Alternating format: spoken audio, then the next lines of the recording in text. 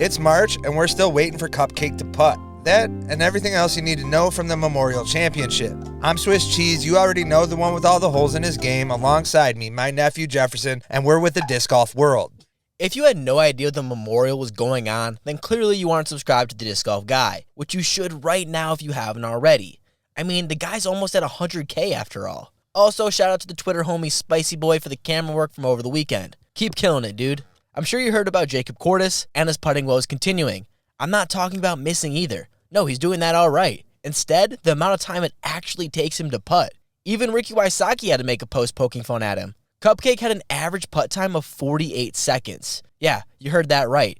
That's enough time to watch a short of Disc Golf Jesus playing a full round of disc golf. Probably makes some of you just as angry too. Many put the blame completely on Cupcake, which don't get me wrong, the problem starts with him, but I think people are missing an even bigger issue we saw from the weekend. Fans talk about how Aaron Gossage and Jordan Castro were both outspoken about Jacob's putt. However, I don't think they have much room to complain about the situation. They had every opportunity to step in and make the time violation call. They chose not to. I understand the dynamic of it being awkward, but is it not just as awkward having to call it out online after the fact? If you're not going to say something about it on the course, then in my opinion, any complaints are void. The chance to make the decision was when it was happening, and it wasn't made. It's a professional sport. No reason to be a keyboard warrior about issues that keep being problems at the forefront of our sport. We can all agree this is something that needs to be addressed, yet when the situation is there, sit back and do nothing. The time to complain on social media is over, and if you really want there to be a change in this, then say something in the moment. Then Cupcake will have to make the change to his game or start taking strokes. You can't be mad at him for not doing anything different when he isn't getting penalized. What's his incentive of changing his routine? Okay, now that I got that piece out of the way, Cupcake needs to make a fucking change. One card needs to make a point and just start calling it.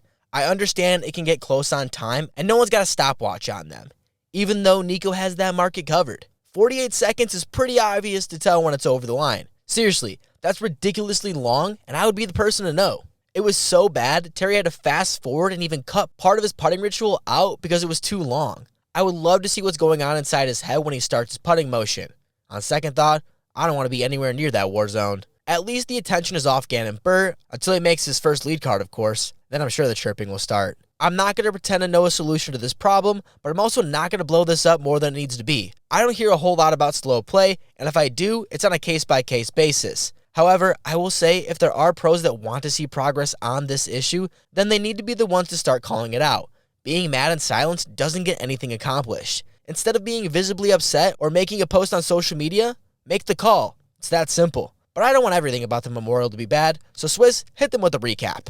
The true start of the season for many is set in Arizona at the Fountain Hills course and the historic Memorial Championship. Despite the DGPT abandoning the stop altogether, longtime fans of the sport will always have a soft spot for this tournament. The famed course is highlighted by the center fountain, hyzers for days, precarious water, and pin locations, causing death putts from all angles. Following the Chess.com Invitational in Brooksfield, Florida, few pros made the trek to Arizona this year despite the fairly decent payday.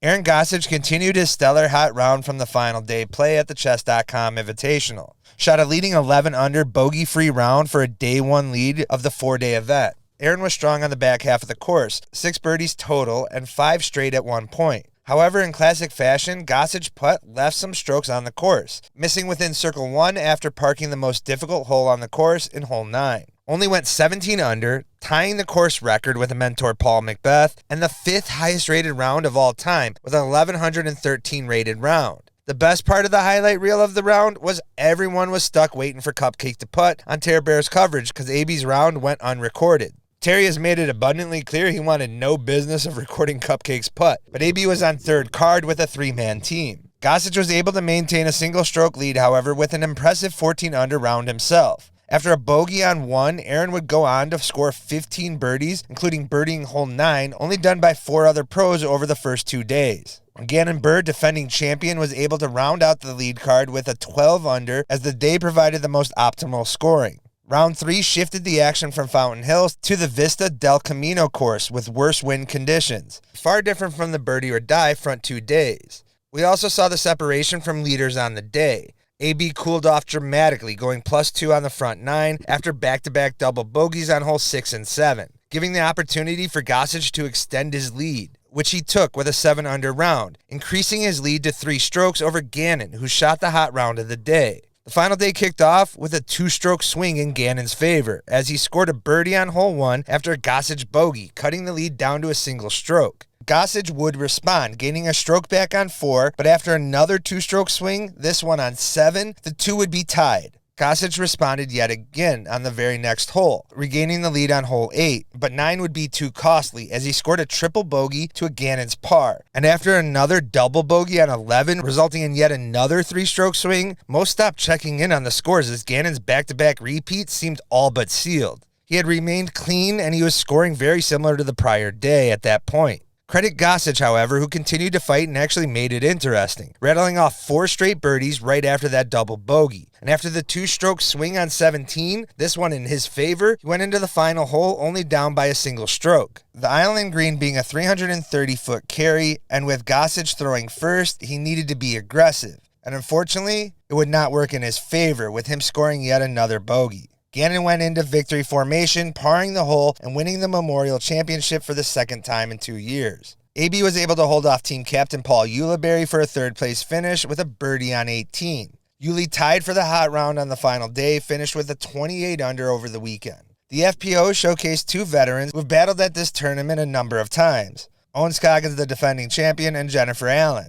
Neither will miss the action from Arizona, and Jennifer came out swinging on the Fountain Hills track, throwing the hot round in back-to-back days, giving her a 6-stroke lead over Owen heading into Vista, yet had one of the worst starts to the day, going bogey-bogey on the first 2 holes. Owen, on the other hand, carved up the course for an 8-under, 6 strokes better than the next player in the field. She scored 10 birdies on the round and a 9-stroke differential from Jennifer, giving her a 3-stroke lead heading into the final. Owen would dominate the final, improving her 8-under from the previous day with a 9-under, throwing 5 straight birdies at one point. She coasted during the title defense with an 8-stroke lead over Jennifer, who ended up finishing second place for the 3rd straight year. In 3rd place was Cali Pro Violet Main, who maintained a top 3 spot over the entire 4-day tournament and finished with an 8-under. Ready for the yearly Jefferson Memorial rant? No?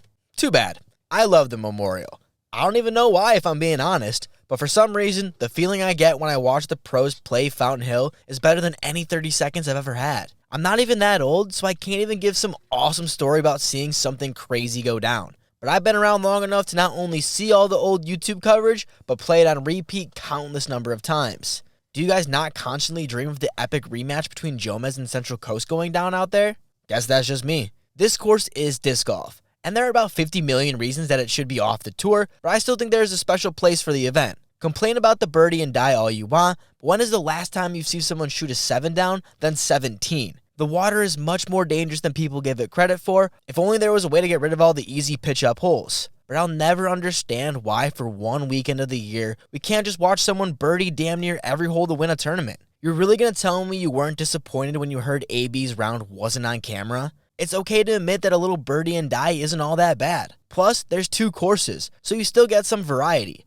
Or at the very least, can we start getting some ideas about a history tour going on? Lock in the Memorial, Masters Cup, and whatever else Gem has or will be lost in the next few years. I think it's a waste of potential to not use all types of disc golf for the tour, and birdie or die is a part of the game. We showcase plenty of tight wooded courses, and we have the occasional ball golf style. Why not try this for just a weekend? And if pros want to hate on it, just skip it. We're lying to ourselves if we think the sport is built for the privatization of everything. Sure, there's a place for that, but most of our courses are in public parks. Might be a good idea to have something that will resemble what the fans are used to. And some of you need to realize not everyone loves your favorite courses. So if you have to not love the tournament one weekend, that's okay, because there's the same amount of people that are going to be excited for it. Well, maybe for every stop except Emporia. Or this has just been one long cope for the Memorial. I'll be honest, every year I'm going to dick ride this tournament, so get your calendars marked for next time. The boys have arrived safely in Waco, Texas, so get ready for lots of content coming at you for the first DGPT Plus event of the season. If you enjoyed the video, make sure to drop a like and subscribe. It's the easiest way to support the channel. And if not for us, then for the ace I hit at the beast. Yo! Let's go, dude! That's crazy. That's That's wild, actually bro. crazy. Fuck yeah! That's actually